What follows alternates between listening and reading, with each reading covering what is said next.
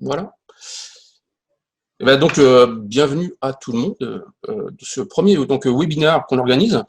Alors, c'est ce qu'on disait. En fait, l'idée dans ce webinaire, c'est de vous présenter des projets, soit des projets aboutis, soit des projets qui sont en cours de réalisation, présenter différentes activités liées au numérique, hein, tout ce qui est lié à notre Fab Lab ou à l'activité de Fab Lab en général. Donc des projets en cours de réalisation, l'idée aussi, c'est peut-être de présenter des projets du Fab Lab, mais aussi des projets d'études.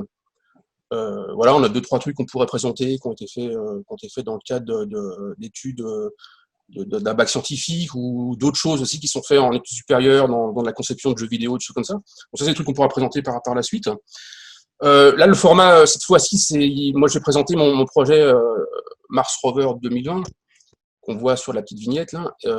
Donc il y a une seule présentation aujourd'hui qui sera peut-être un petit peu longue. Je vais essayer de faire rapide, j'essaie de faire de survoler disons le projet pour déjà vous présenter, pour vous donner un petit peu envie de toutes les différentes technos qui sont mis en place. Voilà. L'idée, c'est que par la suite, qu'on fasse 2 présentations dans les prochains webinaires, des présentations peut-être plus rapides, de 10 ou 10 minutes, un quart d'heure. Donc juste voilà, des choses sur des projets, des nouvelles technos ou de l'actualité sur, par exemple, un salon, des choses comme ça, quand les salons reviendront. Qu'est-ce que je voulais dire d'autre? Voilà, tout simplement. Sur le fonctionnement du webinaire, j'avais noté 2-3 trucs à vous dire sur le fonctionnement du webinaire. Donc tous les micros, ils sont coupés quand on arrive. Vous avez dû le voir. On peut, si vraiment il y a beaucoup de brouhaha ou si quelqu'un a oublié de couper son micro, moi je peux couper tous les micros de tout le monde s'il y a besoin. Là, on n'est pas trop, donc ça devrait le faire. Donc, par contre, si vous voulez intervenir pendant la présentation, il n'y a aucun problème. Si vous pouvez me couper, ça ne me dérange pas du tout. Au contraire, si vous avez des questions, on répondra aux questions sinon après, mais on peut le faire pendant la présentation. Donc, il faudra juste penser à activer le micro. Il y a aussi possibilité de poser des questions dans le chat. En bas, il y a un petit icône. Alors, pour moi, ça s'appelle Converser, mais pour d'autres, il y a un autre nom, mais c'est un truc de discussion. Ouais, c'est discussion. Voilà, discussion. Donc ça ouvre un petit panneau sur le côté où on peut poser des questions. Donc, si vous voulez poser des questions et on y répond à la fin de la présentation, il n'y a aucun problème. David, il va noter ce qu'on se dit. Et puis autre chose concernant le fonctionnement du webinaire, c'est que c'est enregistré. Moi, en tant qu'organisateur, j'ai activé l'enregistrement. Donc voilà, ça va prendre en compte si vous voulez prendre la parole, si ça vous embête d'être enregistré ou pas. Nous, on l'enregistre, c'est pour pouvoir le rediffuser après sur la chaîne YouTube de la sauce et pour pouvoir avoir un replay. Voilà, je vous propose de démarrer. Des questions, David, tu avais peut-être des choses à rajouter sur ça, sur cette présentation? Non, c'est bon, tu as tout dit. Ben, n'hésitez pas à noter vos questions dans la fenêtre de discussion. C'est plus facile, comme ça on les reprendra après à la fin.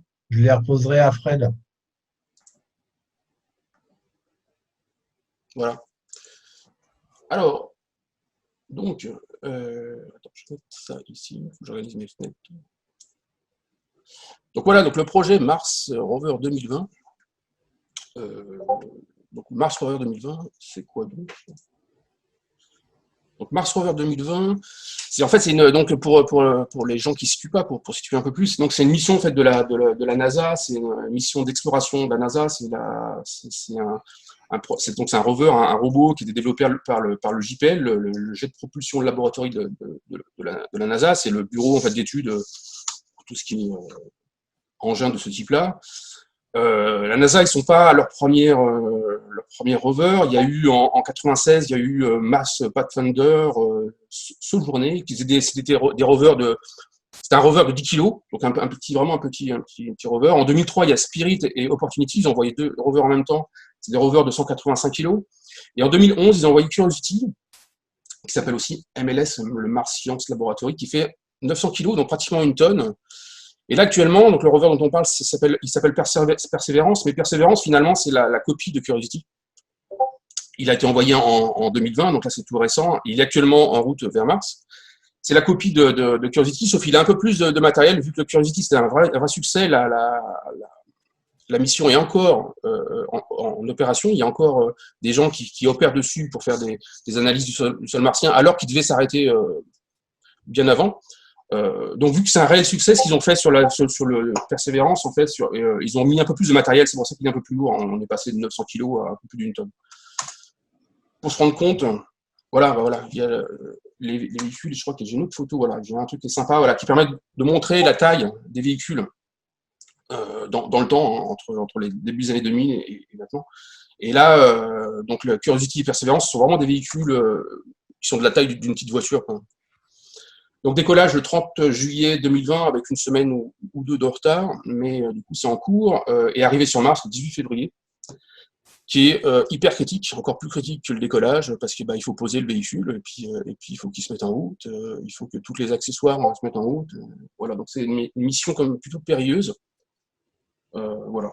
Après, il y a un lien ici qui est tout petit, on va pas y aller, pour pas perdre de temps, mais il y a un lien, en fait, sur le site de la NASA, en fait, il y a en direct, en permanence, il y a la position en fait du véhicule, enfin, du vaisseau spatial qui envoie le rover vers Mars. On sait exactement où il est, on sait combien il a parcouru, on sait combien de temps qu'il lui reste à faire.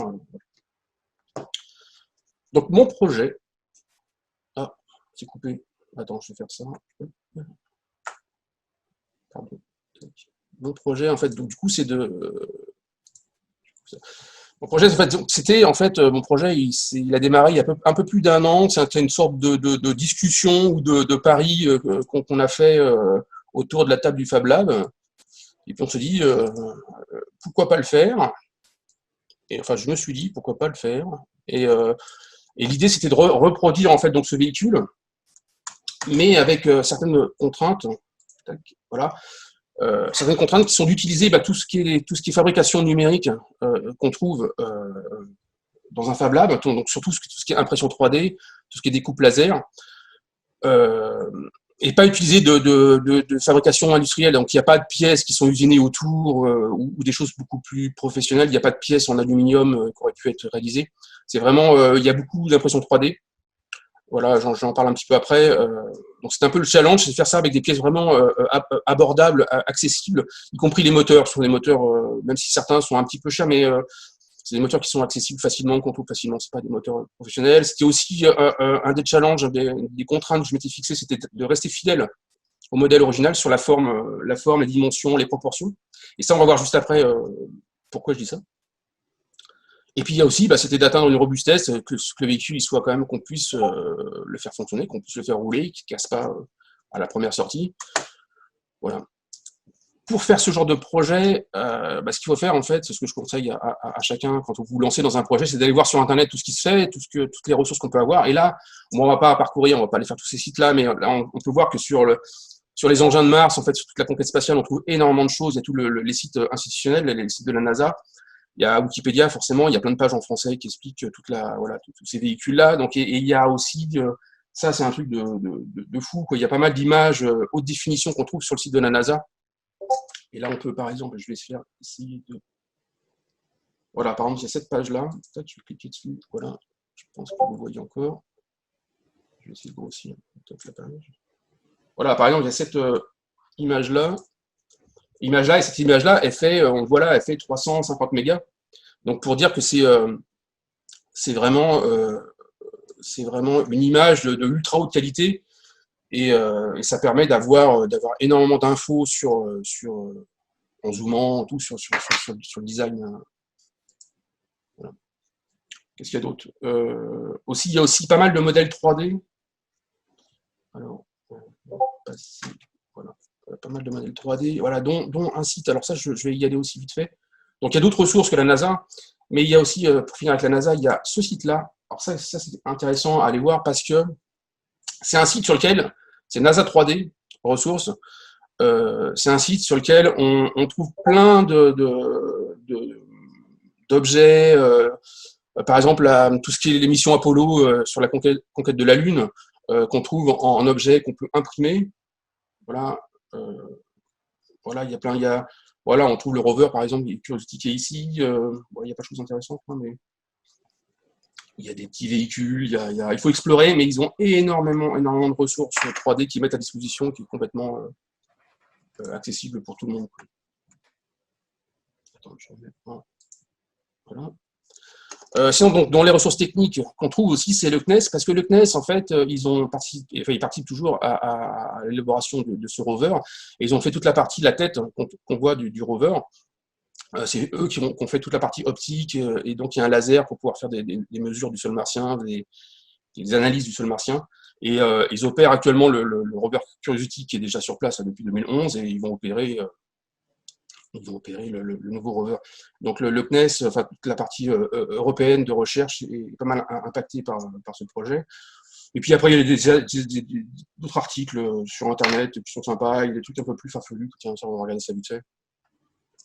On trouve des trucs voilà, qui parlent du rover et qui proposent, alors on va aller tout en bas, qui proposent de faire sur des planches carton comme ça, de les imprimer avec son imprimante et puis de refaire le rover en carton. Hop, je passe vite. Hein. On va aller tout en bas, voilà. Bon, ça, c'est des photos. Je crois tout en bas, il y a... Voilà. Voilà, par exemple, voilà. Donc ça, c'est un petit projet qu'on trouve sur Internet où ils expliquent toute la conception du rover, mais finalement, pour le faire en carton et à vraiment un très moindre coût. Voilà. Attends, je vais couper Discord là qui me...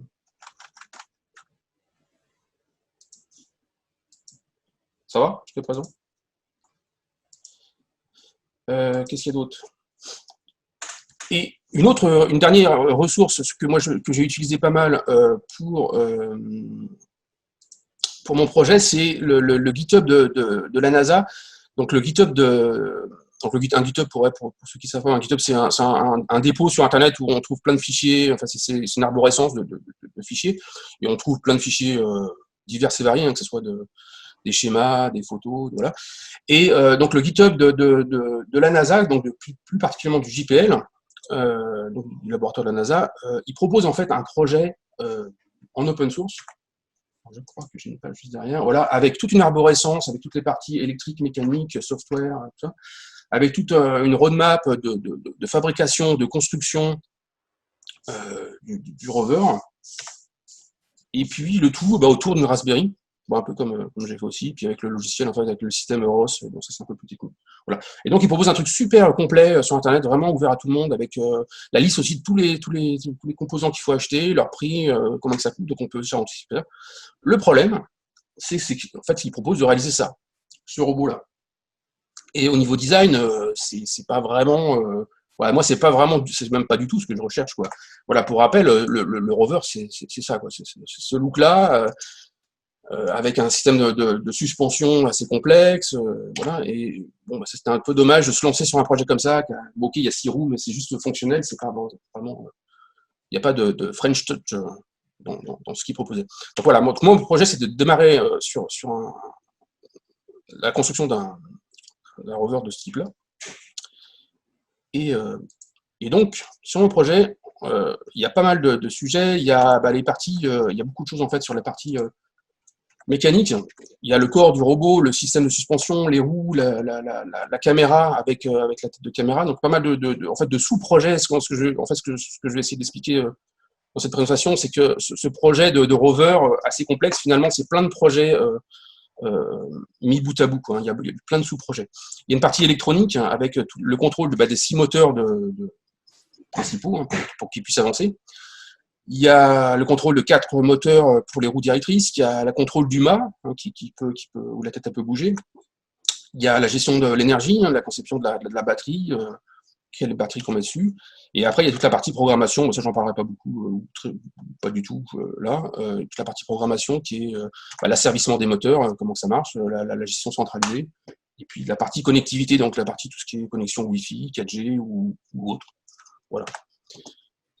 Voilà, pour illustrer très rapidement, en fait, voilà, donc là, ça c'est le rover en schéma, et hop, voilà, donc ça c'est le mât à réaliser, la partie suspension, qui est un truc super intéressant à s'intéresser. Hop, la partie suspension, voilà, parce que voilà, c'est vraiment un cas d'étude, quoi, c'est vraiment quelque chose de sympa qui a été pensé. Normalement, la partie roue aussi, sur laquelle j'ai pas mal assez de temps. Et sur l'avant du robot, il y a ce bras, en fait, pareil, pour aller chercher des échantillons de terre martienne. Ça, pour le moment, moi, c'est hors périmètre, je ne pense pas le faire, je le ferai peut-être plus tard. Voilà, ça, c'est accessoire. Voilà. Et derrière, il y a ce qu'il appelle le RTG. Donc, le RTG, c'est le générateur thermoélectrique. Donc, c'est un générateur nucléaire qui alimente le robot. Voilà, ça, c'est quelque chose que j'ai fini par faire. Bon, sauf qu'il n'est pas radioactif, le mien, mais j'ai fini par le faire pour avoir un design sur l'arrière du robot. Voilà. Donc, pour faire ce projet, il y a la partie analyse. Donc, ça se passe, en fait, moi j'ai utilisé Fusion 360, après on peut utiliser d'autres logiciels de conception, analyse 3D. Donc moi j'ai utilisé Fusion 360 dans lequel j'ai récupéré un rover en 3D, donc disponible sur les sites de la NASA. Je sais pas, vous voyez bien là, ouais. Un rover en 3D comme ça, et ce que j'ai fait, c'est que ce rover, en fait, cette image 3D, je l'ai redimensionnée pour avoir des roues de 125, d'un diamètre de 125. Je suis parti sur cette base-là, je me suis dit, allez, je fais des roues de 125, et puis à partir de là, on va en déduire toutes les autres dimensions du robot. On verra combien il fera de large, combien il fera de haut. Je suis parti sur des roues de 125 parce que j'avais à ce moment-là des roues de voitures radiocommandées qui faisaient 125, je me suis dit, c'est une bonne taille, c'est sympa. À partir de là, ce modèle 3D, ce que j'ai fait, c'est sur Fusion, on peut faire des plans sur lesquels on va travailler, des plans de construction. Donc, ce qu'on voit en jaune là. Et ces plans de construction, ils vont servir à dessiner par-dessus, comme si on faisait un calque, en fait, par-dessus. Et ça va permettre de faire des choses comme ça, des vues de coupe, sur lesquelles on peut avoir les dimensions, on récupère les dimensions des roues, les angles des différentes pièces. On a pas mal de détails et ça permet de faire un peu du reverse engineering des parties mécaniques. Donc ça, c'est une vue. Bon, des plans comme ça, j'en ai plein, mais j'en ai mis juste quelques-uns. Ça, c'est une vue de dessus. Voilà, donc là, on voit du coup la largeur. Hein, du coup, il fait 78 de large, ce qui est prévu lors de cette phase de conception. Sur une longueur, il n'y a pas la longueur. C'est un peu un carré, hein, il fait à peu près 80 par 80. Voilà. La suite. Voilà, et donc là, une autre vue de coupe par devant, et sur lequel on a les dimensions de cette fameuse caméra, cette fameuse tête de mât, et le mât, là, on voit la hauteur à laquelle on va positionner ces pièces. Et ça, à partir de là, ça permet de redessiner les pièces. Donc pareil, avec l'aide de Fusion 360, d'avoir des pièces redessinées enfin, des objets 3D, quoi. Des objets 3D. Et à partir de là, ça permet de faire de l'assemblage. Donc on peut, toujours sur un logiciel comme Fusion, on peut faire de l'assemblage pour faire c'est un peu du génie mécanique, c'est qu'on peut faire de l'assemblage et mettre des contraintes d'assemblage et pouvoir voir les rotations des pièces. Voilà, donc ça c'est un peu la partie conception et jusqu'à la réalisation. Voilà, ça c'est une photo de la réalisation. Après on verra sur le robot tout à l'heure. C'est la pièce réalisée, donc c'est la partie conception et réalisation. Au niveau mécanique, il y a aussi le châssis. Et donc le châssis, c'est un châssis tout simple. Je ne sais pas si on va voir sur la vignette. Voilà, c'est un châssis tout simple qui est fait avec des éléments comme ça. Voilà, ça c'est des petits éléments d'assemblage qui sont utilisés pour faire les machines à commande numérique, pour faire des imprimantes 3D. Donc c'est des pièces en aluminium tout simples. Voilà. Et là, on commence à avoir du coup de la conception de pièces beaucoup plus compliquée. Donc ça, c'est une partie de la suspension. C'est un exemple de pièces. Hein. Il y a des pièces, il y en a beaucoup. Je ne sais plus combien il y a de pièces. Et là, par exemple, on peut, je peux peut-être passer à ça. Et là, par exemple, cette pièce-là, je ne sais pas si vous allez voir. Voilà, c'est celle-ci. J'essaie de mettre pareil. Hop, voilà. C'est bon là. C'est bon. Et voilà. Voilà. Donc ça, c'est une pièce. On va essayer de faire comme ça. C'est une pièce qui est réalisée en impression 3D. On va faire comme ça, voilà. Une pièce qui est réalisée en impression 3D. Donc en fait, il y a trois pièces. Voilà, il y a un collage de ces deux pièces-là. Cette pièce-là. Il y a un roulement qui est inséré dedans. Et il y a l'autre élément. Et puis donc, il y a un autre roulement là. Finalement, il y a deux roulements. Et donc ça, c'est une pièce qui est super intéressante à faire. Qui n'est pas trivial à faire, mais qui est super intéressante parce qu'elle est assez complexe, hein, et aussi elle est intéressante au niveau de l'impression. Parce qu'au niveau de l'impression, par exemple, moi les pièces, par exemple, je les imprimais comme ça, dans le sens, hop, je mets là, voilà, du bas vers le haut. Au début, je les imprimais comme ça. Le problème, c'est qu'en imprimant comme ça, et en fait, on a les tranches de l'impression qui sont dans ce sens-là, et du coup, la fragilité de la pièce, on la retrouve dans ce sens-là. Donc, on a un risque de cassure à un endroit de la pièce et à l'endroit le plus critique. Donc, du coup, la pièce, là, ce qu'on est obligé de faire, c'est de l'imprimer dans ce sens-là. Ce qui fait que là, on a un entourage qui est fait par l'imprimante, qui fait un anneau ici, qui permet de renforcer la pièce. Voilà. Donc ça, c'est plein de petites choses. On pourra, enfin, pour ceux qui ont plus de questions, on pourra échanger par la suite là-dessus. Sur ce que je veux dire, c'est que le fait de faire ces pièces-là, ça permet de se poser beaucoup de questions concernant la matière à utiliser et la façon d'orienter la pièce dans l'imprimante pour avoir la meilleure solidité mécanique. Voilà. Par exemple, la matière utilisée, c'est du PETG, ça, c'est pas du PLA. C'est du PETG, mais alors après, le PETG, il y a différents PETG. Il y a du PETG pas cher, qui est des fois moins performant que certains PLA. Et il y a du PETG de très bonne qualité. Là, moi, j'ai essayé de monter vraiment en gamme pour avoir une matière vraiment très résistante. À un point où, par exemple, ces deux pièces-là, donc, ils sont assemblées ensemble pour vraiment qu'ils soient solidaires et qu'ils puissent plus bouger. Ils sont assemblés après avec de la résine époxy. Et là, par exemple, ça, c'est une pièce qui était collée à la résine époxy sur lequel j'ai fait des tests d'effort. En fait. Donc là, j'ai été à coup de masse ici pour voir si la pièce allait se désassembler, si l'époxy allait lâcher, ce qui est assez rare avec l'époxy, parce que l'époxy, c'est quand même super costaud. Et en fait, finalement, c'est la pièce qui s'est cassée en deux, mais après avoir tapé vraiment comme un gros bourrin. Donc voilà, ça c'est des tests en fait vraiment pour vérifier que la faisabilité, la robustesse du résultat final. Voilà. Donc ça, c'est des choses déjà sur lesquelles on passe des journées, voire des semaines, pour pouvoir mettre au point ce type de pièces. Voilà. Donc ça, c'est un exemple. Je reviens là-dessus. Si vous avez des questions, n'hésitez pas. Il n'y a pas de problème. Un autre exemple de pièce. Ah ben, ça, c'est le châssis. Voilà. Ça, c'est l'exemple du châssis. Donc, en fait, voilà la pièce qu'on voit. Alors, vous voyez la vidéo, là? Ouais, c'est bon, on voit. On voit. Attends, je vais essayer de. Peut-être voilà, me le virer là. Voilà.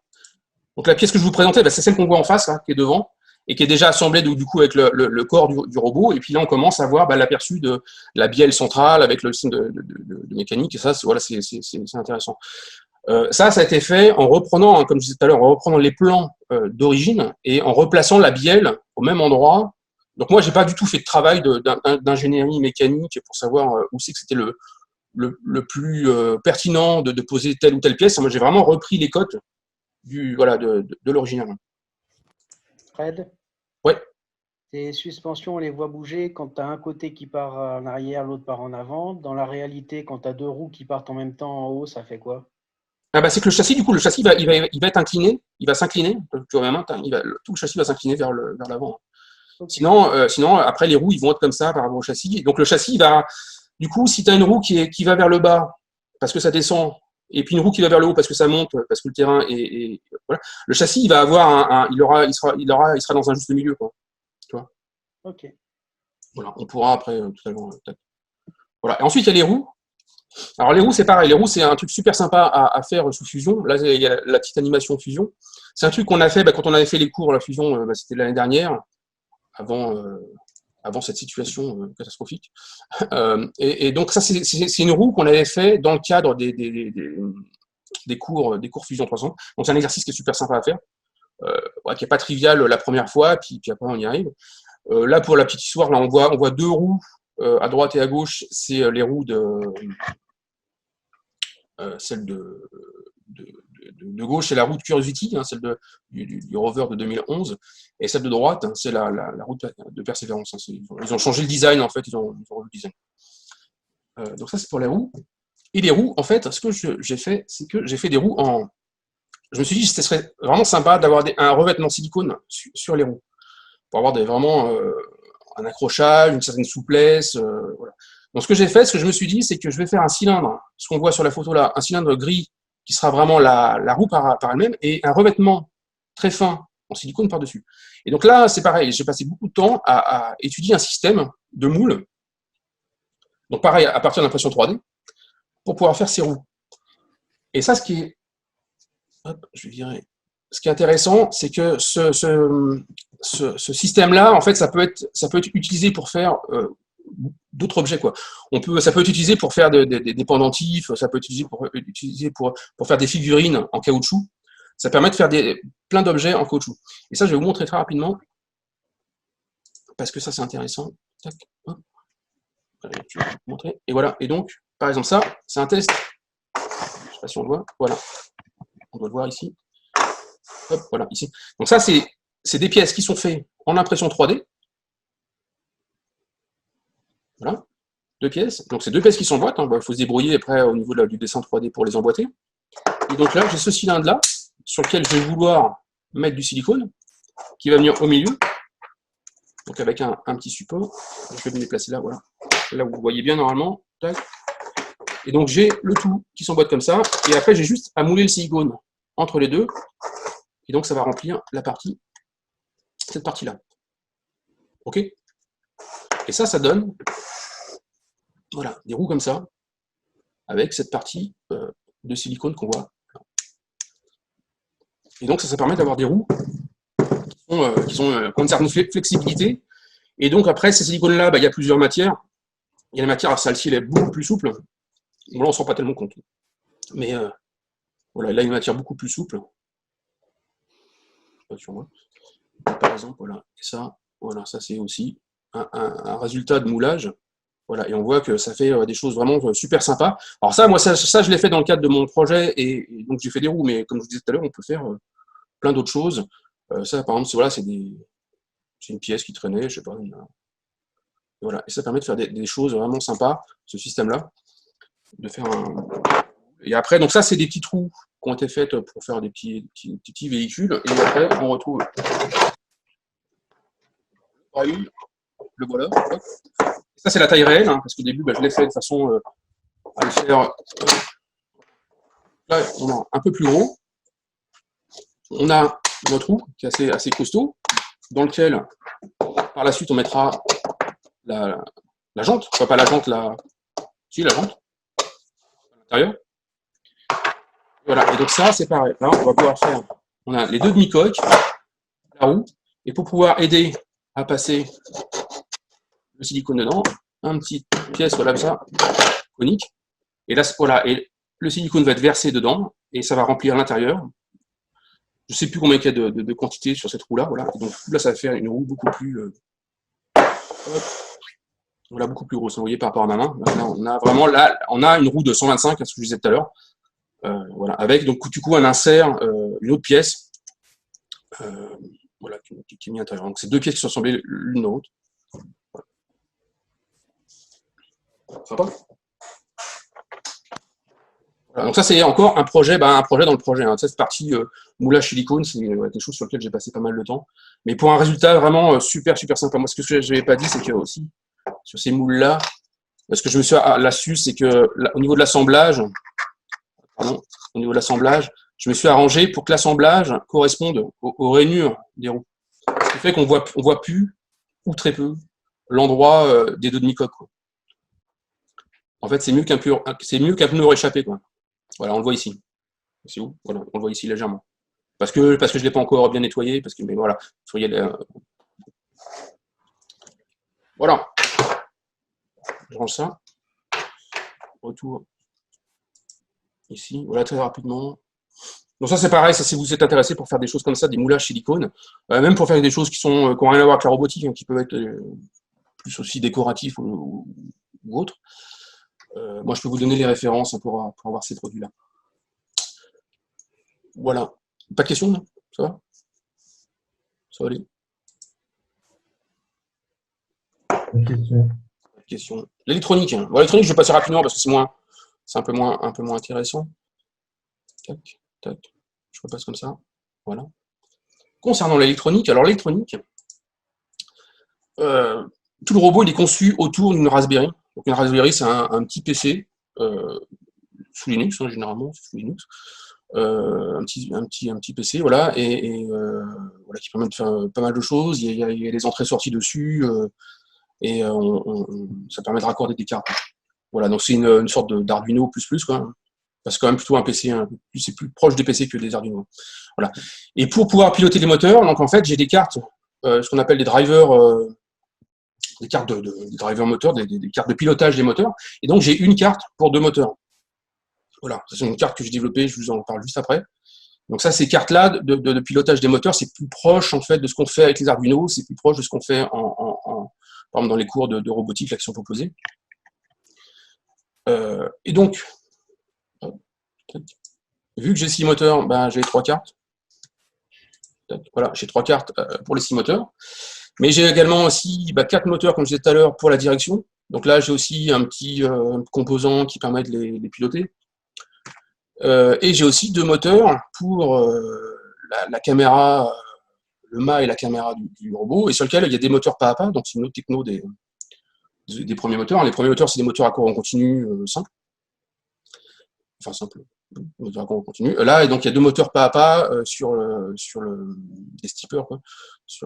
Voilà. Donc, il y a une carte aussi de pilotage, de gestion de ces moteurs-là qui est dans le robot. Voilà. Et tout ça, ça communique à l'aide d'un bus I2C. Alors, le bus I2C, c'est un peu technique, mais c'est le même type de connexion qu'on peut avoir entre une Arduino et un capteur de température, par exemple. Voilà, c'est l'I2C. Sur ces bus I2C, on peut quand même aller jusqu'à une centaine, 120, je crois, clients, voilà, périphérique autour de l'unité centrale. On peut avoir beaucoup. Après, il faut faire attention aux encombrements des messages parce que c'est un bus, donc tout le monde entend ce que. Voilà. Donc il y a une communication entre la carte et la Raspberry, la carte, enfin les cartes des moteurs, voilà.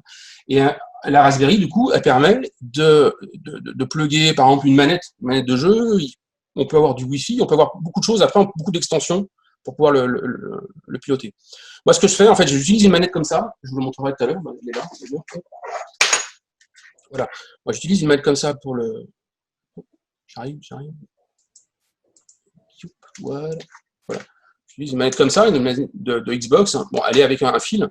Elle est reliée à une autre Raspberry et qui envoie cette Raspberry, elle renvoie les signaux au rover pour lui dire d'avancer, pour lui dire de faire des mouvements.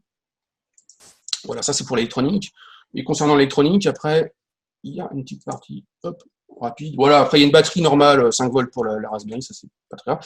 Et là, il y a un truc aussi intéressant, il y a aussi une petite batterie fait maison, j'en parlerai très rapidement tout à l'heure, qui permet d'alimenter en fait alors pour le coup c'est 14 volts, 16 volts, qui permet d'alimenter les moteurs. Donc il y a vraiment c'est ce qu'il faut faire en fait dans des projets robotiques, il faut avoir une batterie pour la partie intelligente en fait, et puis une batterie pour la partie moteur, pour la partie puissance. Hein.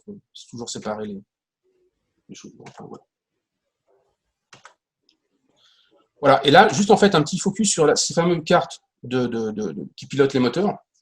Ça aussi, c'est intéressant. Bon, ça, il faut après mettre un peu l'électronique ou des choses comme ça. En fait, cette carte-là, donc c'est un STM32. Le STM32, c'est un peu comme une Arduino. Donc là, il faut, pour les gens qui ont fait des cours d'Arduino, des cours de robotique à la sauce, là, ce qu'il faut voir, c'est comme si on a vu un Arduino sur lequel, autour, on va mettre ce qu'on apprend à mettre sur les Arduino dans les cours. On va mettre des LED, on va mettre des boutons. On va mettre les retours d'information des moteurs. Bon, là, ça devient un peu plus compliqué, mais les encodeurs du coup, des moteurs pour savoir la position des moteurs. On va mettre aussi les drivers de puissance des moteurs. Alors, souvent, dans les cours, on utilise les L298, me semble-t-il. Voilà. Là, c'est des drivers qui sont un peu plus puissants. Voilà. Et donc là, c'est un schéma qui représente un petit peu tout ce qu'on met autour.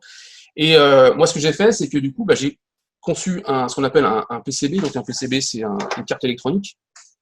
Je sais pas où j'ai. Voilà, une carte électronique comme ça, qui permet d'avoir toute la carte assemblée. Voilà, elle est là. Je vais passer sur cette caméra. Hop. Voilà. Donc voilà, ça c'est la carte qui est réalisée. Et ça permet d'avoir une carte avec notre Arduino, hein, même si c'est pas une Arduino, mais c'est comme si Et puis tout ce qu'on veut, voilà, là des LED, des boutons, des connecteurs pour aller se brancher sur la Raspberry, et puis des choses pour aller brancher les moteurs. Voilà. Là, je la vois un peu mieux, voilà. Donc ça, alors ça, c'est des trucs, pourquoi je parle de ça, parce que ça, c'est des choses qui sont faciles à faire. Ça, on pourra en reparler par la suite quand on se croisera. C'est le fait de pouvoir faire des PCB. Donc des PCB, c'est des circuits électroniques. Hein, par exemple, j'ai un autre projet. Voilà, pour ma Raspberry, j'ai voulu faire aussi pareil une petite plaque électronique, un petit PCB.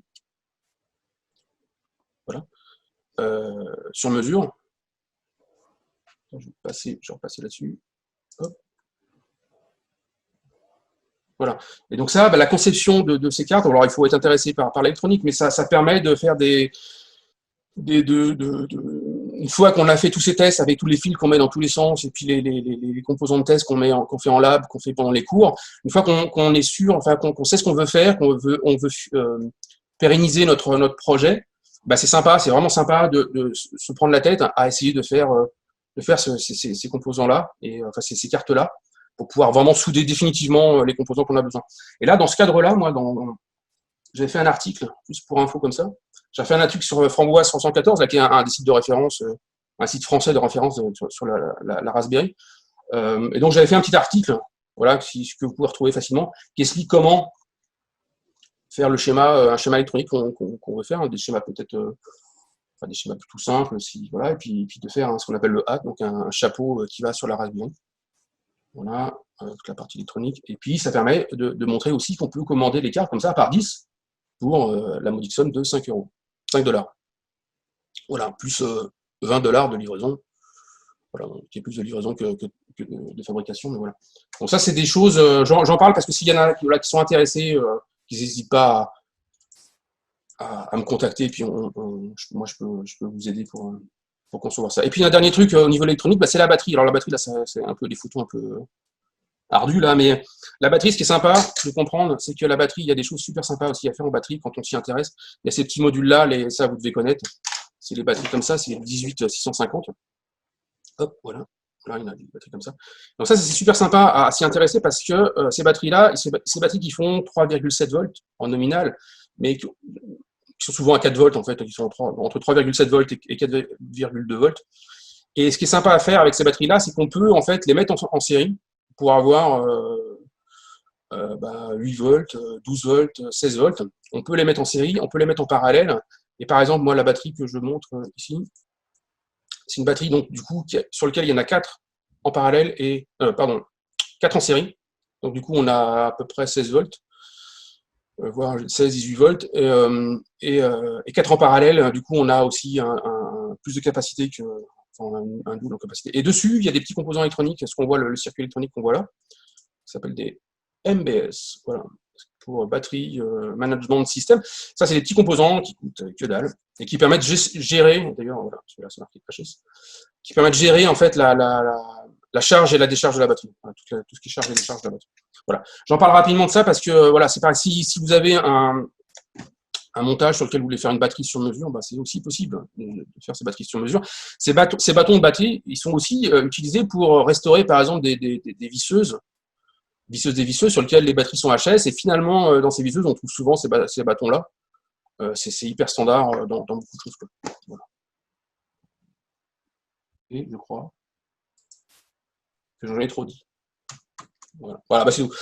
Voilà. Et donc du coup, vous retrouvez plus d'infos ou des infos peut-être plus animées et en musique sur YouTube. Et puis donc du coup aussi, j'ai alimenté un site web, et j'ai alimenté un GitHub, on peut aller voir vite fait, sur lequel il y a déjà des personnes qui ont été récupérées, sur lequel je mets tous les fichiers que j'ai fait, que ce soit les fichiers de l'électronique dont je parlais, et tous les fichiers mécaniques, tous les dessins. Alors, je sais plus combien il y en a. Il y a des centaines de dessins qui sont faits sur Fusion 360. Et donc, il y a au moins 3 ou 4 formats de fichiers dans la partie mécanique. Il y a les schémas électroniques, et bientôt, je mettrai aussi la partie programmation. Voilà, la partie programmation, j'en parle pas là, parce que c'est pas le plus intéressant.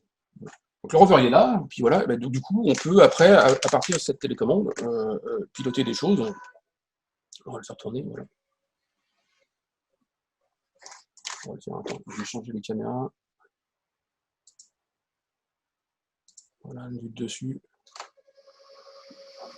Voilà, donc on voit là sur l'arrière le fameux RTG, là, donc uniquement décoratif. On voit les roues qui peuvent tourner un petit peu dans tous les sens. Donc pour le moment, il a deux modes de fonctionnement. Il y a le mode de fonctionnement disons, linéaire, avant-arrière, et le mode de rotation sur lui-même. Voilà. Alors on peut passer à l'autre caméra.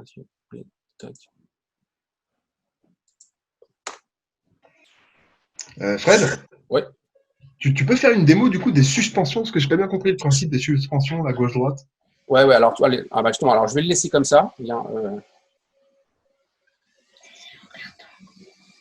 voilà, je vais vous le mettre comme ça. Voilà. Ouais. Alors les suspensions, c'est ça. Alors le micro, je vais peut-être essayer de passer par ce micro qui est devant. Le stock de roues qui est derrière. Comment? Il y a un sacré stock de roues derrière. Tu peux crever, c'est bon. Ça. Alors, ouais, alors les premières roues que j'ai fait, toi, j'ai fait plein de tests. Hein, c'est pour ça que. Ouais. Moi, j'ai pas fait une pièce du premier coup. Hein, ça n'existe pas de faire des pièces du premier coup.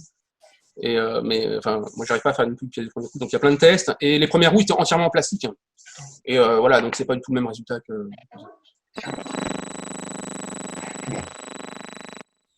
C'est moi qui fais les roues. Il va montrer normalement les suspensions. Bien. Un obstacle. Je vais couper le micro. Tu vois, en fait, la tringle. Là, ça marche le micro? Ouais. Non. Là, vous m'entendez? Ouais. Là, maintenant, oui. Ah, ça marchait pas tout à l'heure. J'ai voulu changer le micro. Alors, je vais montrer, regarde, Attends, je vais déplacer la caméra pour le son aussi, là. C'est une caméra qui est aussi. Là, vous m'entendez? Ouais. Ouais. Je ne vous vois plus. Voilà, alors le système de suspension, c'est ça. C'est que là, tu peux avoir un obstacle qui est là, tu peux avoir un obstacle qui est là. Voilà. Et le châssis, en fait, il tient juste par un axe au milieu et grâce à la bielle qui est sur le dessus. En fait, la tringle, du coup, qui est au centre, elle n'est pas motorisée, elle sert juste à rééquilibrer. Ouais, ouais, c'est ça. En fait, elle envoie le mouvement mécanique inverse à la suspension de l'autre côté. Ah, les moteurs, ils sont dans les roues, hein, les moteurs. Ils sont au milieu. Alors du coup, si on prend je sais pas ce que je peux mettre comme obstacle. Je croyais qu'en fait ça bougeait. En fait, non, c'est que le système mécanique fait que ça s'équilibre tout seul dès qu'il va passer sur un obstacle. On va mettre un truc comme ça, par exemple. Que le rover puisse tomber, parce qu'imagine, il tombe sur Mars. Ah bah. C'est foutu. Bah non, mais si tu veux plus rien en faire. Voilà, si on fait comme ça, que là, bon, normalement, ça grimpe. Hein. Milliards de $. Et le truc, il est sur le dos comme une tortue. Regarde, c'est génial. Voilà. Là, le châssis, il est toujours en équilibre. Voilà, et là, il y a un obstacle qui gêne. Bon, c'est pas terrible comme. C'est cool. Comme ça, il peut passer les cailloux. Ouais. Il peut tout passer en espérant ne pas tomber. S'il tombe, c'est foutu, quoi. S'il essaye de passer sur une faille, là, il tombe. Tu fais quoi? Tu fais le vent en amont, là? Non, en fait, maman jouait, du coup... Vous allez jouer un peu? Ouais. Ah, vas-y. Voilà, derrière, quoi, ça donne ça. Derrière, c'est pareil, quoi. Là, il peut y avoir quelque chose en dessous. Hein. Voilà, ça ne le dérange pas, ça ne le déstabilise pas. Et d'ailleurs, ça peut monter pas mal. Alors après, ce système, moi, je me suis toujours posé la question pourquoi ils avaient mis 6 roues, quoi, parce que 6 roues, effectivement, c'est plus complexe. C'est aussi sûrement les 6 roues, ça permet aussi d'avoir la répartition du poids sur 6 roues. Donc, voilà. Parce qu'il fait quand même. Alors, moi, c'est aussi qui est impressionnant, c'est que là, tu vois, du coup, la bielle qui est au milieu, hein, c'est la bielle que je montrais tout à l'heure.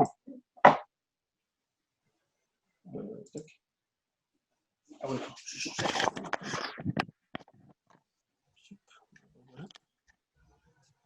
voilà, donc la bielle, celle-ci. Ouais. Celle-ci, donc elle est au milieu, hein, tu la vois ici. Hein. Voilà, et donc tout le poids est dessus, quoi. Tout le poids est dessus. Même sur le vrai, quoi. Le vrai, je dis, c'est 1 tonne. Et ouais, enfin, c'est un choix. Apparemment, ils ont étudié le truc. Je vais vous montrer. Et la partie caméra sur pivot, là, elle est fonctionnelle? Tu as des capteurs dedans? C'est quoi? C'est un éclairage? C'est de l'approche. Alors, en fait, elle est. Voilà. Tu la vois tourner là. Ouais. En fait, il y a deux moteurs de cerveau.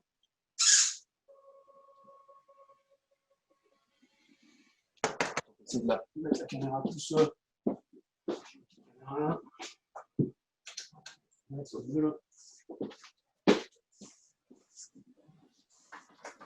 Voilà. Voilà. Donc là, il y a, en fait, il y a ça, voilà. Il y a une rotation de moteur, on le voit, le cerveau, il est en bas. Voilà. Et puis un autre petit cerveau qui est au niveau de la tête, qui lui d'ailleurs, qui est un petit cerveau avec avec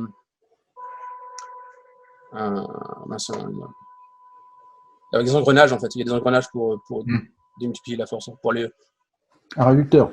réducteurs. Oui. Merci.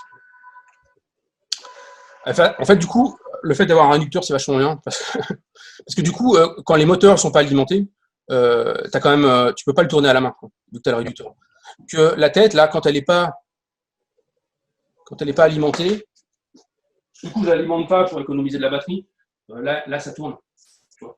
Moi, je pourrais, tu sais, sur ces moteurs-là, il faut les laisser alimenter si on veut garder une dureté. Donc moi, je les alimente juste le temps du mouvement. Et... Bon, après, ça peut changer aussi.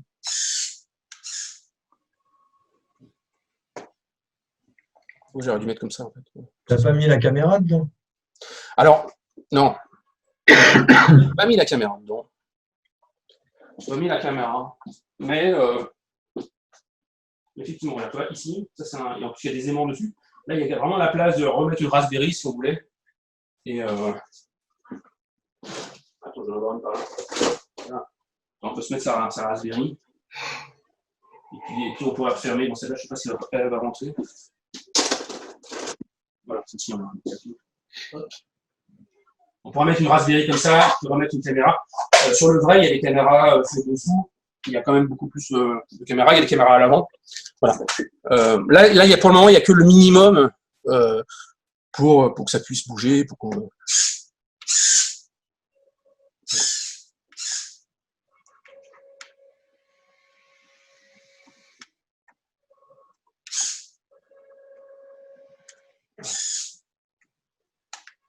Voilà.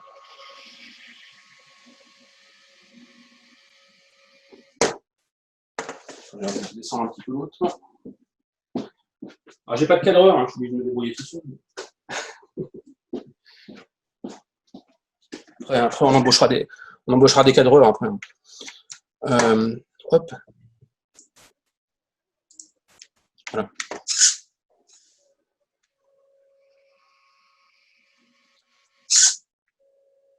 Voilà. Bon, en tout cas, vous aurez l'occasion de le voir dès que ça sera possible. Voilà, pour moi, j'ai tout dit. Mets ton fichier à disposition de présentation. Ouais, ça, pas de problème. Comme il y a tous les liens dessus, c'est plus simple. Voilà, il y a pas mal de liens, et puis après, il y a des liens. Voilà. C'est tout, j'avais tout dit. Voilà. Donc, en fait, pour conclure, ce projet, c'est un projet qui est vachement complet. Très souvent, les projets de robotique, vraiment, quand on fait de la robotique, c'est on s'attaque à de la mécanique, à de l'électronique, de la programmation. Il y a quand même pas mal de choses. Donc ça, c'est ce qui rend vachement riche, quoi. C'est ce type de projet. Hein. Voilà. Tu t'en as parlé tout à l'heure, mais c'est quoi, 1 an de travail là pour faire ce qu'on a sous les yeux? Ouais, il y a à peu près, il y a à peu près un an. Il y a à peu près un an là. C'est énorme. Parce que je sais pas, peut-être que je vais pas assez vite, mais non, parce qu'en fait, il y a pas mal de tests. Sur les roues, j'ai passé énormément de temps à faire les roues. Et parce que les roues, en fait, je me suis dit, ça peut servir aussi même pour faire d'autres robots. Quoi. Donc, j'ai des petites, du coup, maintenant, je me retrouve avec des petites roues que je peux mettre sur des petits rovers. Ouais, puis surtout, le principe des roues en silicone, c'est vraiment super. Voilà, alors déjà, le résultat est super. Ouais, moi, je pensais pas que ça allait donner autant. Parce qu'en fait, il faut quand même que l'impression 3D elle soit quand même soignée. Donc il faut quand même voilà, il faut que le fichier soit propre, il faut que l'impression elle soit bien réglée et tout ça. Il faut pas faire des couches trop épaisses, sinon on risque de voir les couches. Et là, voilà, sur cette petite roue, tu vois pas. Tu vois pas même les couches de l'impression 3D. Alors après, il y a des méthodes aussi pour lisser. Moi, j'ai pas fait ça, mais il y a des méthodes sur les moules. Tu pourrais les lisser avec des produits pour que ça soit encore plus lisse sur le résultat final. Mais déjà là, c'est pas mal. Et au moment où tu coules ton silicone là, dans le moule, ça ne dégueule pas partout sur la table? Tu arrives à avoir un moule qui est quand même assez étanche? Non, le moule, il reste étanche. Il reste étanche. Le seul petit problème, c'est qu'il peut y avoir des petites bulles d'air. Donc, il faut y aller tranquillement. Il faut essayer de tapoter pour que les bulles d'air s'échappent. Ouais. Mais encore, ça a été quoi. Ok, bah super. Voilà. Tu m'entends là? Allô? Ouais. Ah non, je croyais que j'avais coupé mon micro. Non, je lisais une question. Il y a des questions sur le chat en fait avant. Dans la discussion, il y a une question. Est-ce qu'on peut piloter de loin le robot? C'est une très bonne question. Alors, bah oui, on peut piloter de loin parce que déjà au niveau technique, c'est une Raspberry, donc c'est comme un PC. Il y a des ports USB dessus, il y a plein de connecteurs. On peut du coup mettre des modules, le module qu'on veut, et on peut mettre un module 4G quoi. On peut mettre un module 4G. Il y a un autre robot là qu'on présentera un peu plus tard, enfin dans un autre webinaire, mais j'ai fait des tests justement avec une clé 4G. Et ça, je vais vous montrer rapidement. Voilà. Donc ça, par exemple, voilà. Donc ça, c'est une clé 4G. Voilà, toute simple, dans laquelle on met il faut un abonnement 4G forcément, ou il faut avoir une double puce avec de la data. Et puis sur sa Raspberry, bon ça c'est une vieille Raspberry, mais sur sa Raspberry, voilà, il y a juste à mettre ça. Et là, le robot, on peut l'envoyer où on veut, quoi. Si on a le budget, on peut l'envoyer sur Mars, mais on peut l'envoyer un peu moins loin. Il n'y a pas de réseau 4G sur Mars. Il y a la 5G direct. Sur la Lune, déjà, je crois qu'ils peuvent mettre 4G ou 5G. Même. Il y a une autre question, Fred. Oui. Est-ce que tu comptes faire le bras avec? Le bras, ah oui, le bras devant, pas pour le moment, parce que là, j'ai plein d'autres trucs à faire. J'ai plein de petits projets en fait que j'avais mis de côté, du coup, que je suis en train de faire. Le bras, non. Non, mais alors, il y a un truc que je me suis aperçu, c'est que là, j'ai pris des mesures, alors, des mesures de poids. Personne ne m'a demandé comment il pesait. Je crois qu'il pèse à peu près dans les 20 kilos. Je crois qu'il pèse dans les 20 kilos. Et parce qu'en fait, les roues en silicone c'est ça un peu l'inconvénient du silicone, c'est que c'est un peu lourd. Mais après, bon, du coup, ça met de la stabilité au niveau des roues. Ce que je voulais dire, c'est que de temps en temps, je défais en fait la bielle du milieu. Parce qu'au fur et à mesure, je rajoute des choses, des composants électroniques, de la batterie ou de la déco. De temps en temps, je défais donc, l'écrou central de la bielle et je repèse un peu l'équilibre. Je revérifie l'équilibre entre l'avant et l'arrière. Voilà. Sur l'arrière, en fait, quand on met une balance sur l'arrière, il y a un kilo de trop sur l'arrière, quoi. Donc la batterie principale, ce que je vais faire en sorte de l'avoir le plus en avant possible pour équilibrer le poids. Et pourquoi je dis ça? Parce qu'en fait, finalement, si je faisais le bras sur le devant, ça me rajouterait du poids devant et finalement, ça m'arrangerait au niveau de l'équilibre. D'ailleurs, je pense que c'est pour ça qu'ils ont mis l'axe principal, ils l'ont mis plus sur l'avant que sur l'arrière, pour, je pense, équilibrer sur le vrai modèle. Donc le bras, ouais, je le ferai. Je pense pas que ce soit le plus compliqué. Je le ferai peut-être, voilà, un bras en quelque chose peut-être de léger, plutôt quand même. Voilà. Mais pourquoi pas plus tard. Et une petite caméra dans la tête, comme ça on voit ce qu'il voit. Ouais, oui, non, ouais, exactement. Mais ça, c'est. Là, moi, je me suis arrêté à l'aspect fonctionnel. Mais après, effectivement, ça, c'est des choses qui sont assez faciles, qu'on fait avec d'autres robots, comme le petit rover qu'on voit derrière. Mettre des caméras plus d'observation, ouais, mais ça, il faudra le faire. Après, c'est pour ça que moi, j'ai mis quand même plutôt le minimum, parce qu'il y a quand même l'énergie à prendre en compte. Il faut quand même que ça tienne dans le temps. Là, en mettant cette grosse batterie que je vous ai montré en photo, ça a l'air de tenir plusieurs heures. En veille, il ne consomme rien, donc après, je ne sais pas. Ah oui, il faut la pile nucléaire quoi derrière. C'est ça le problème. C'est ça, voilà. Après, c'est une question de budget, quoi. C'est comme le vol vers Mars. C'est faisable, mais bon, après, c'est une question de budget, quoi. En plus, il y a du choix dans les lanceurs maintenant, hein. Il y a plein de sociétés qui lancent. Bah oui, oui. Ouais. Ouais. Et qui reviennent des fois. Bon, après, ils reviennent en explosant. Mais... Ouais, bon, ça, c'est des choses qui arrivent. Non, mais non, après, il y a, voilà, attention, ouais, sur ce projet-là, il y a plein d'autres choses à faire. On pourra mettre, surtout qu'il y a de la place. En fait, le châssis, il est quand même, c'est l'idée que j'avais au début, c'est d'avoir vraiment de la place euh, pour rajouter des choses. Moi, les cartes que j'ai fait, ces cartes dont je parlais tout à l'heure, là, les cartes de pilotage de moteur, ces cartes-là, ils sont aussi faites pour faire d'autres projets.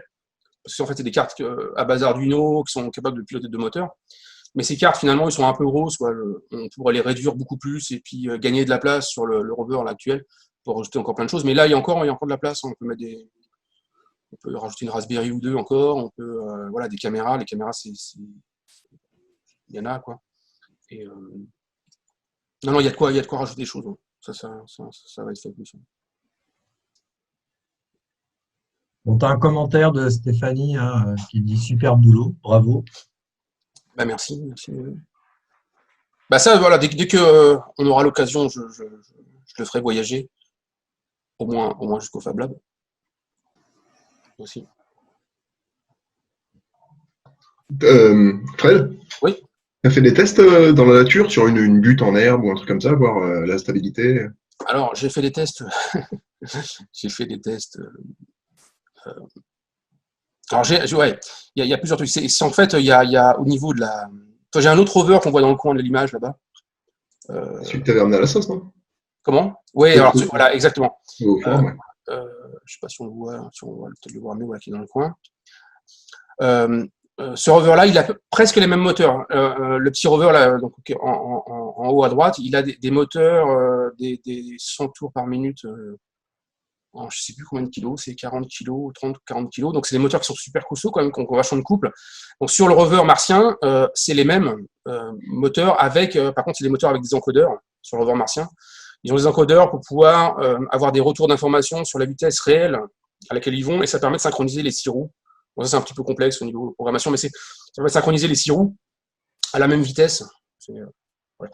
Donc, tout ça pour dire que donc, les moteurs, c'est à peu près les mêmes au niveau couple. Donc, du coup, c'est des moteurs qui sont pas mal couplés. Hein. L'autre rover, le petit rover, il a fait ses preuves.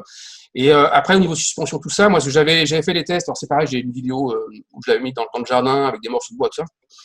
Et j'ai cassé plein de pièces, en fait. Le premier truc que j'ai fait, le premier test que j'ai fait, où j'étais un peu comme un bourrin, j'ai cassé quelques pièces.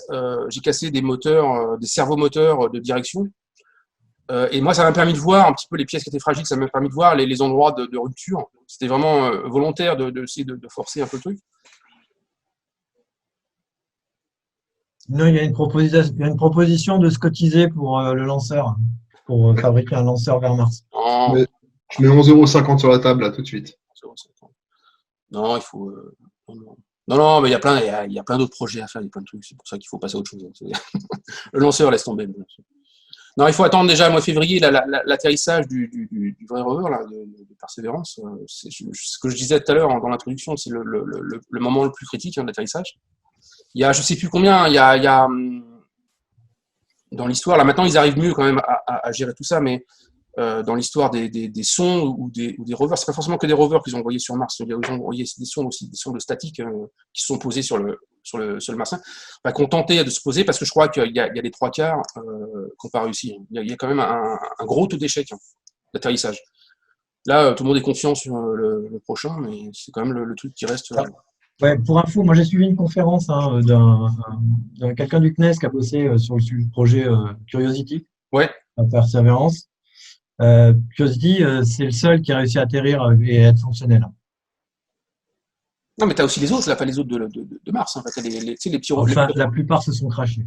Ouais, la plupart, voilà, c'est pratiquement 3 quarts. Hein.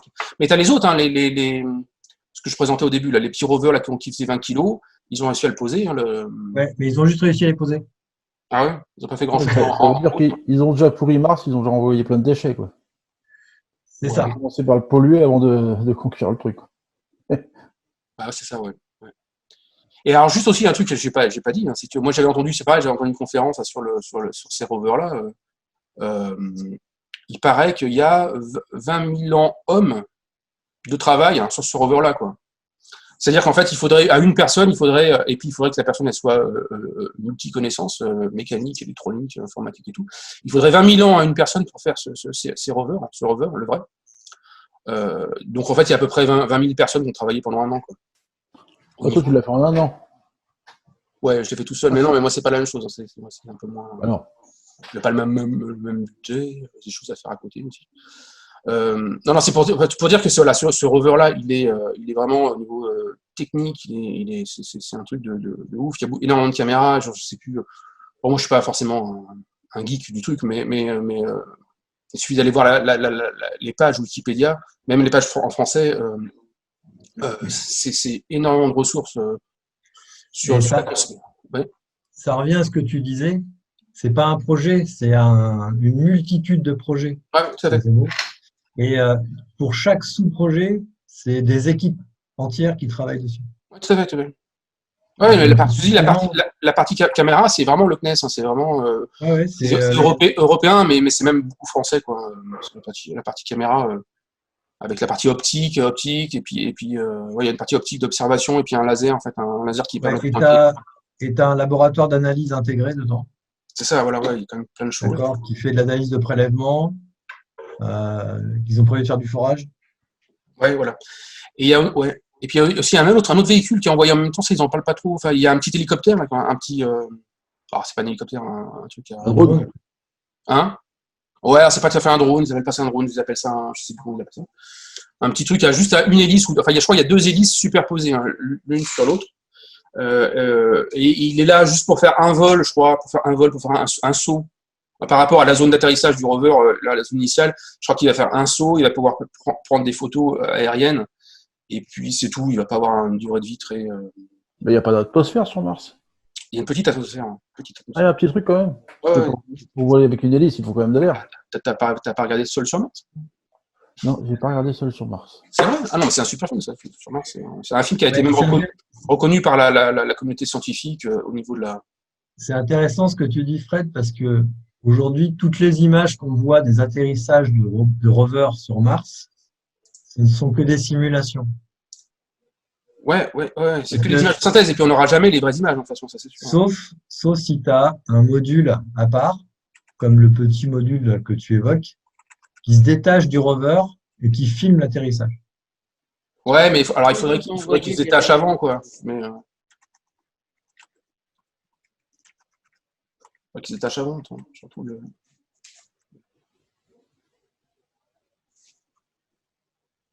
On va pas de commentaires. Juste une question sur le budget, là, t'as calculé le hors temps de travail, le budget d'achat des pièces et de conception? T'as déjà vu Jurassic Park? J'ai dépensé sans compter. Non, c'est pas vrai. Non, alors, ouais, ça c'est une bonne question. Alors, le budget, le truc, c'est que moi, je pense que quand tu fais des projets comme ça, enfin, à moins que le projet soit super sérieux, tout ça, quand tu fais un projet en mode Fab Lab, tu vas au fur et à mesure c'est vraiment l'esprit de ce projet, c'est de rester avec des méthodes de Fab Lab dans un esprit, voilà, de faites-le vous-même, quoi. Donc, quand tu fais ces trucs comme ça, tu achètes les pièces au fur et à mesure, tu montes, puis tu vas à ton rythme, tout ça, et puis donc le budget, tu ne fais pas comme un vrai projet où tu vas faire un budget de faisabilité, tu vas faire une étude de faisabilité avant de te lancer, non, tu y vas, et puis tu vois bien. Moi, le budget, j'ai aucune idée de combien ça a coûté. Non, ça a coûté en temps, ouais, c'est le temps, quoi. Le temps, c'est un truc de ouf. Voilà, et à côté de ça, le budget, c'est pas forcément grand-chose par rapport au temps écoulé. Alors, c'est vrai qu'il y a tu vois, les moteurs principaux, que je disais tout à l'heure, les moteurs principaux, vu que c'est des moteurs avec encodeur, et puis c'est des moteurs qui ont beaucoup de couple et tout ça, et c'est des moteurs Pololu, donc c'est des moteurs américains, c'est pas de la chinoiserie. Le moteur, je crois qu'il est dans les 40 €, donc toi, il y en a 6. Voilà, ça c'est une idée. Les moteurs, toi, les petits, ce que je disais tout à l'heure, ces petits trucs-là, ils sont à 20 €, et en fait, finalement, je les ai pas utilisés. Je me suis aperçu que c'était super bien comme moteur, mais ça contenait pas voilà, mon truc. Donc là, tu dépenses ça, tu en achètes avec l'Info 4, mais tu en achètes 6, quoi. Voilà, donc je sais pas, après, moi, au niveau budget, je sais pas, les Raspberry, ça, c'est pas très cher, les Raspberry, c'est 20 €, 30 €. Voilà. Après, ça permet de toucher aussi, toi, les fameux, moi je te parlais, les batteries, là, les batteries comme ça permet d'acheter aussi tout un lot de batteries, de toucher à ça, de se dire ouais, comment que ça marche, comment je peux faire de la conception de batteries sur mesure. Voilà, parce que tu vois, les batteries, après tu peux les emballer comme ça dans des. Ça, c'est une batterie, par exemple, voilà, je remonte à la caméra, voilà. Et d'ailleurs, oui, j'avais une question par rapport aux batteries. Quand tu montrais l'assemblage des batteries là en série parallèle, Ouais. il y avait une espèce de coque noire qui maintenait les batteries. C'est un truc imprimante 3D ou c'est un truc standard? Non, ça c'est pareil, tu les achètes c'est de la chinoiserie. D'accord. Tu les achètes par centaines, et puis tu les assembles en fait, donc comme tu veux, voilà, c'est juste pour les maintenir. Tu vois, tac, je remonte la caméra, voilà, pour les maintenir, tu les mets dedans. Mais tu fais pas de soudure sur les batteries, par contre. Alors, les pattes, Alors, le problème, c'est que, effectivement, le problème, c'est que les batteries, il faut les relier, par exemple sur une batterie comme ça, il faut les relier ensemble. ouais. Si les batteries au lithium, c'est pas conseillé de faire des soudures dessus. Ouais, tu vas pas jouer à souder ça, ouais. Bon, moi, je les ai soudées, hein, Ah, ok. Bon, parce que j'ai pas beaucoup d'autres moyens, tu le couperas mais au normalement, montage. pardon? Tu le couperas peut-être au montage, ça, si tu publies ça sur Ouais, LinkedIn. non, mais je conseille pas de souder parce qu'il faut, il faut quand même un bon fer à souder, il faut quand même faire des soudures très rapides. Pour Moi, pas que ça te pète à la gueule. je connais un petit peu la soudure, donc puis j'ai le fer qui va bien pour faire des soudures rapides et propres, mais c'est pas forcément conseillé. Normalement, tu prends voilà, toi ceux-là ils sont fournis avec des petites languettes. Oui, d'accord. Voilà, ceux-là ils ont des petites languettes. Alors si t'as pas les petites languettes, tu les achètes par bande, c'est pareil, par lot par 100 mètres, et tu utilises des petites languettes que tu mets avec dessus. Et par contre, tu as une soudure normalement avec un appareil spécial, c'est des soudures par points. Comme les petites soudures à l'arc, en fait. Ça va faire Il n'y a pas de fixation mécanique pour les languettes si tu veux faire un montage comme ça de batterie et que tu n'es pas équipé pour souder. De montage mécanique pour les languettes. Non, mais les languettes, soit tu les soudes, enfin, les languettes, tu les soudes. Après, soit tu les soudes à l'étain et ça chauffe, soit tu les soudes avec un système d'arc électrique à haute intensité, voilà, mais qui est juste local, donc en fait, c'est pas là, par contre, c'est pas du tout dangereux pour la batterie. Mais ce qui doit être fait normalement, c'est voilà, l'utilisation, c'est ça. Bon, ça vous a plu quand même? Très bien. C'était mieux que d'aller dehors, il pleut dehors. Ouais. Il fait froid. Non, c'était très bien, Fred. Ouais, super, carrément super. Ah, merci. Non, mais ça fait super plaisir voilà, de partager ça. On a plein d'autres trucs. Bon, l'idée, c'est voilà. Alors là, pour le moment, ce que je disais au début, c'est que c'est une première un peu qu'on fait. Moi, c'est ce que j'avais proposé à Thierry là, de faire cette présentation pour un petit peu aussi montrer le côté projet de la sauce. Hein, je pense qu'il y a quand même aussi pas mal de membres qui sont dans la sauce pour la partie Fab Lab projet. Donc l'idée c'est ça. Là, on a fait une présentation, c'est une grosse présentation. Voilà, c'est un projet de plus d'un an avec plein de choses intérieures. L'idée c'est par la suite, c'est faire des choses peut-être plus courtes et voilà, de 10 minutes, un quart d'heure, des petites présentations rapides. Et puis d'en proposer, deux présentations peut-être. On va essayer de faire une formule comme ça.